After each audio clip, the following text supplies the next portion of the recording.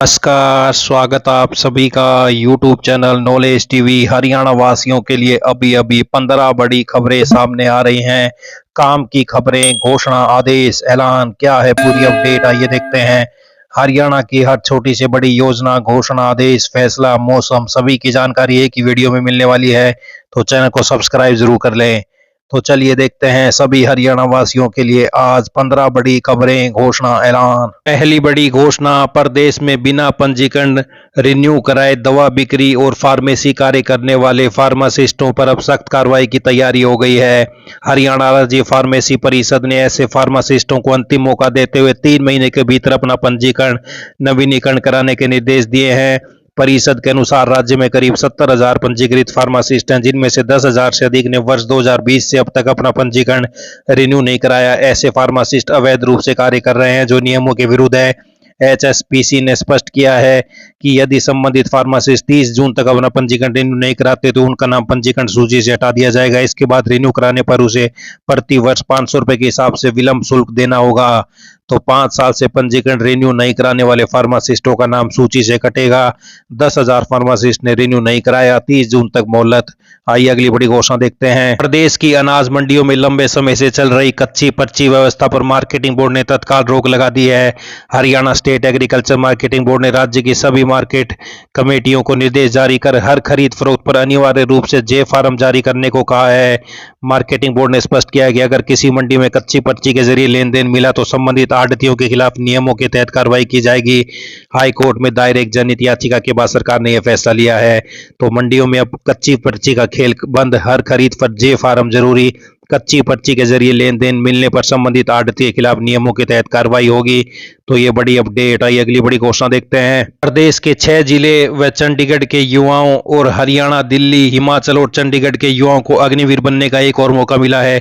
किसी कारणवश अब तक जो अग्निवीर भर्ती के लिए आवेदन नहीं कर पाए थे, उनके लिए भारतीय सेना ने ऑनलाइन पंजीकरण की अंतिम तिथि बढ़ाकर 10 अप्रैल कर दी है। अंबाला, कैथल, कुरुक्षेत्र, करनाल, यमुनानगर और पंचकुला सहित चंडीगढ़ के पुरुष अभ्यर्थियों के साथ हरियाणा, दिल्ली, हिमाचल और चंडीगढ़ की महिला अभ्यर्थियों के लिए यह अवसर खास महत्व रखता है। अगर किसी अभ्यर्थी को पंजीकरण में परेशानी पर भर्ती कार्यालय मुख्यालय अंबाला में सुबह 10 बजे से दोपहर 2 बजे तक संपर्क कर सकते हैं।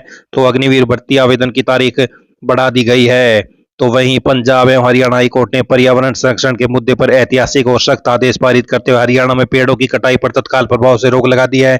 बुधवार को मामले की सुनवाई के दौरान चीफ जस्टिस ने न केवल कोर्ट में चल रहे एक वाद में पेड़ों की कटाई पर रोक लगाई, बल्कि पूरे राज्य में बिना अदालत की पूर्व अनुमति के किसी भी प्रकार की वृक्ष कटाई पर प्रतिबंध लगा दिया है। तो हरियाणा में पर्यावरण संरक्षण के लिए सख्ती, कोर्ट की अनुमति बिना नहीं काटे जा सकेंगे पेड़। आइए अगली बड़ी घोषणा देखते हैं। भारतीय किसान यूनियन चडूनी के प्रदेश में सूरजमुखी खरीद के लिए भाव 6,540 रुपए प्रति क्विंटल दिखाए जाने के मामले को उठाने पर हरकत में आए एफेड अधिकारियों ने बुधवार सुबह ही नया पत्र जारी कर दिया।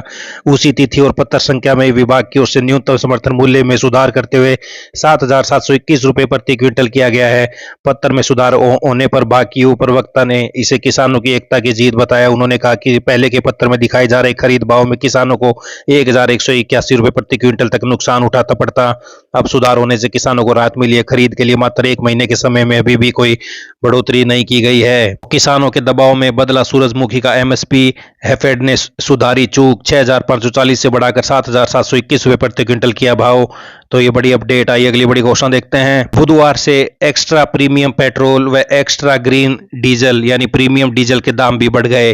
प्रीमियम पेट्रोल के रेट 11 रुपए और प्रीमियम डीजल 1.5 रुपए प्रति लीटर महंगा हुआ है। अब दिल्ली में प्रीमियम पेट्रोल 100 ऑक्टेन पेट्रोल की कीमत 149 पैसे बढ़कर 160 रुपए प्रति लीटर हो गई है। प्रीमियम डीजल के दाम 91.49 से बढ़कर 92.99 रुपए प्रति लीटर हो गए। सामान्य पेट्रोल व डीजल के दामों में कोई बढ़ोतरी नहीं की गई। तो वहीं 195 रुपए महंगा हुआ कॉमर्शियल एलपीजी सिलेंडर। तो एयरलाइंस के दाम में भी बढ़ोतरी हो सकती है। आइए अगली बड़ी घोषणा देखते हैं। प्रदेश में 1 अप्रैल यानी बुधवार को बड़ी नई दरों पर रजिस्ट्री नहीं हो पाई। विभाग की ओर से पोर्टल पर जमाबंदी अपडेट नहीं की गई, इसलिए पुरानी दरों पर ही रजिस्ट्री हुई। जिन लोगों ने रजिस्ट्री के लिए पहले से टोकन लिए हुए थे, उनकी रजिस्ट्री आई हुई। जब भी कलेक्टरेट की नई दरें लागू होती हैं, तब रजिस्ट्रियों की संख्या कम हो जाती है। नई दरें पोर्टल पर अपलोड होकर फ्रीज होने में 1-2 दिन लगते हैं।